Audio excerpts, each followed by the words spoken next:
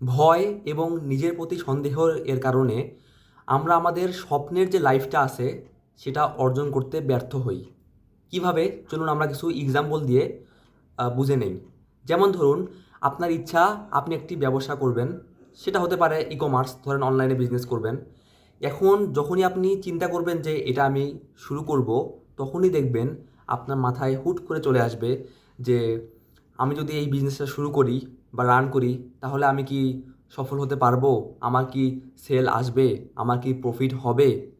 আমার কি ম্যানেজমেন্ট সব সুন্দর হবে? টিম ম্যানেজমেন্ট পারফেক্টলি হবে?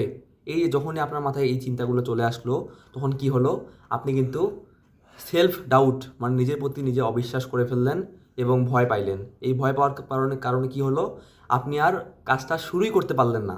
আর শুরু করতে না পারার কারণে কি হলো?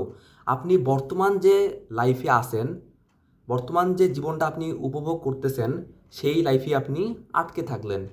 এর কারণে আপনি আর কিন্তু নেক্সট মুভ দিতে পারলেন না। সেটা কি? ভয়। এই ভয়কে যদি আপনি ওভারকাম করতে না পারেন, তাহলে দেখবেন আপনি লাইফে ভালো কিছু কখনোই করতে পারবেন না। আপনি যেখানে আছেন ওখানেই একদম স্টিকি থেকে আটকে থাকবেন। আপনার আর গ্রোথ হবে না। এই গ্রোথ করার জন্য কী করতে হবে? যে কাজগুলোকে আপনি ভয় পান, সেগুলোকে সুন্দরভাবে খাতায় লিখে ফেলতে হবে।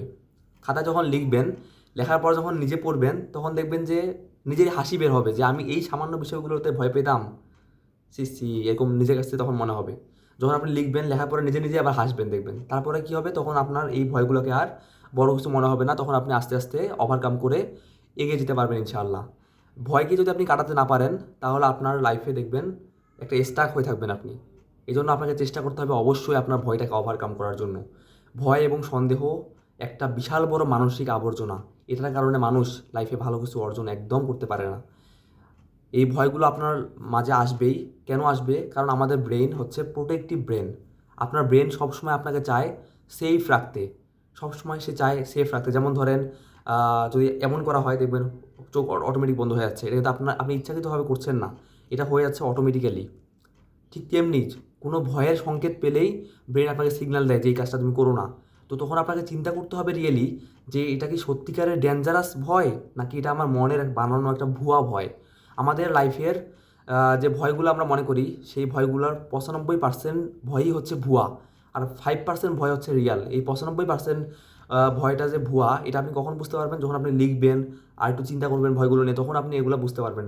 কমপক্ষে 66 দিন যদি আপনি এই জিনিসটা চর্চা করেন, তাহলে আপনার মধ্যে জিনিসটা খুব সুন্দরভাবে আয়ত্ত হবে।